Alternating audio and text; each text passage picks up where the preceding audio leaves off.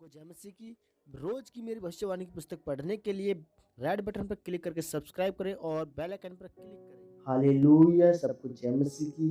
आइए मेरी भविष्यवाणी की पुस्तक से आज के पवित्र वचन को पढ़ते हैं, जो कि परमेश्वर के दास प्रेरित अंकुर यूसुफ नरूला जी और परमेश्वर की दासी पास्टर सोनिया यूसुफ नरूला जी के द्वारा लिखी गई है। आज का पवित्र वचन, परमेश्वर के नियमों के अनुसार चलें।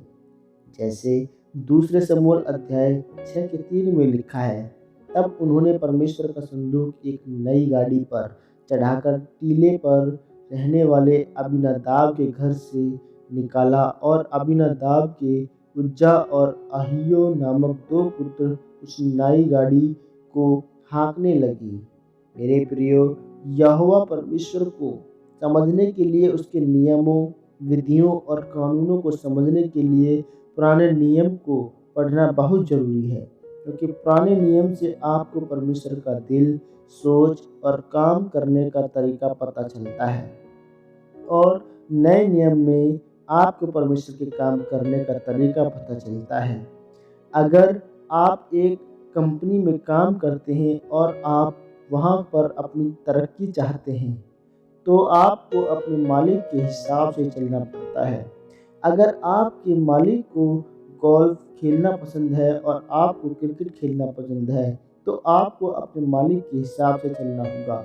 उसी प्रकार अगर आप अपने मसीही जीवन में अपने बंधनों से, शैतान के कामों से आज़ाद होना चाहते हैं, तो आपको अपने मालिक यानी परमेश्वर प्रभु यीशु मसीह और उनके नियमों के अनुसार चलना होगा। मेरे प्रियो, जब हम बाइबल में परमेश्वर की संदूक के बारे में पढ़ते हैं, तो लिखा है कि दाऊद ने कहा कि क्यों ना हम परमेश्वर का संदूक वापस इजराइल में लेकर जाएं, क्योंकि दाऊद परमेश्वर के साथ दिल से प्यार करता था। लेकिन बाइबल बताती है कि इंसान गलती कर सकता है, और वही गलती दाऊद ने भी की। परमेश्वर का नियम था कि जब भी परमेश्वर के संदूक को एक स्थान से दूसरे स्थान पर ले जाया जाएगा, तो कभी भी गाड़ी का इस्तेमाल नहीं करना। उसे कंधों पर लेकर जाया जाएगा और उसे लेवी गोत्र के लोग ही उठाएंगे। लेकिन दाऊद ने अपनी मर्जी की।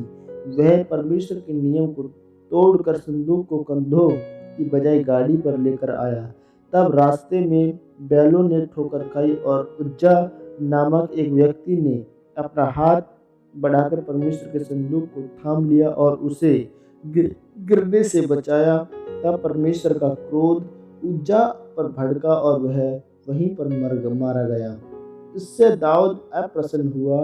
मेरे प्रियो, जब आप परमेश्वर के नियम को तोड़कर अपनी समझ से चलते हैं, तब आप थोड़े समय की खुशी तो लेते हैं, लेकिन उसके साथ आप अपनी आशीष को खो देते हैं। जैसे दाऊद ने अपनी मर्जी की और अपनी आशीष को किसी और के दे दिया, क्योंकि परमेश्वर की वाचा का संदूक ओबेदेदोम नामक व्यक्ति के घर में रहा, और परमेश्वर ने उसके समस्त घराने को आशीषित किया।